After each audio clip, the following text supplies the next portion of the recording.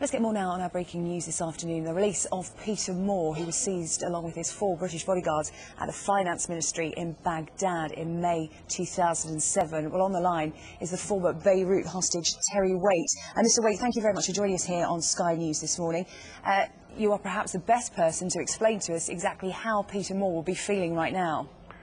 Well, yes, I mean, it's a great day, and I mean, it confirms what many people say, that when someone is taken hostage, the great thing for relatives to do is to maintain hope and to remember that both the British Foreign Office and the Metropolitan Police and many others do continue working for their release. He will be feeling, obviously, a mixture of both absolute delight that he's free and a certain degree of sadness, I would imagine, given the fact that 4 of his colleagues are not released with him. 3 were killed, and it looks as though the 4th is also dead. And so this happy occasion, this good news story at Christmas, is a story that also brings some sadness with it for the families of others who've been through this whole terrible process. I think what he will need to do, first of all, he'll come out and he'll go through a medical debriefing and a political debriefing, and then he will almost certainly be flown out either to a third country or back home to be reunited with his family. And good advice, I think, is to take it one step at a time. I often feel in situations of this kind that families suffer as much, if not more, than the hostages themselves. And the particular family of Peter have been through awful times when they've, seen the death of people around him, and they've had their hopes raised and then their hopes dashed. And it's been absolute agony for them. So take it step by step. Don't expect everything to be, wonderful immediately. Obviously, everybody will be overjoyed, but it does take time to readjust back to normal life. And if you take your time, there's no reason at all why that readjustment shouldn't take place perfectly happily. He's been held captive for 2.5 years, Mr. Waite. Can you explain to us how you cope, not just physically, but mentally, with being held in captivity for such a length of time? Well, if you're held in captivity in solitary confinement or with others for a long time, the first thing is that after a period of time, you adjust to the situation, and you do find that you're living for the moment. You can't think too far ahead. Secondly, you find that you've got resources within you, or most people find this, resources within you that you didn't know you had.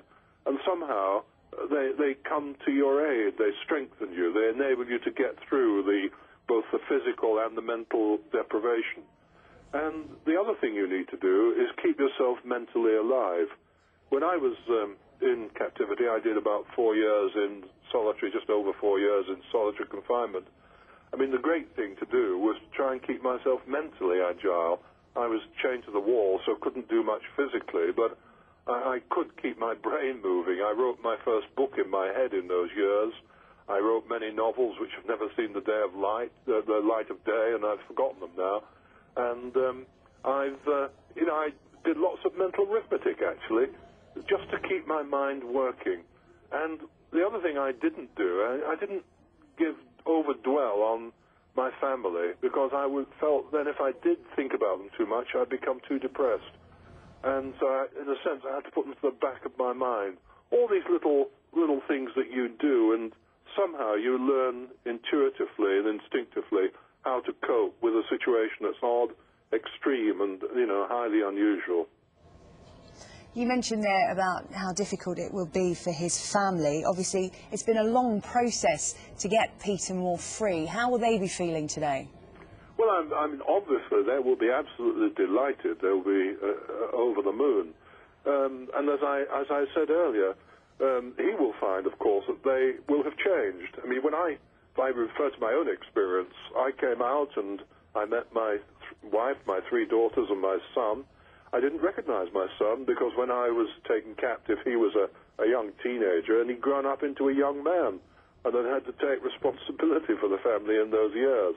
We all took it step by step, and interestingly enough, I think we're stronger today as a family than we've ever been.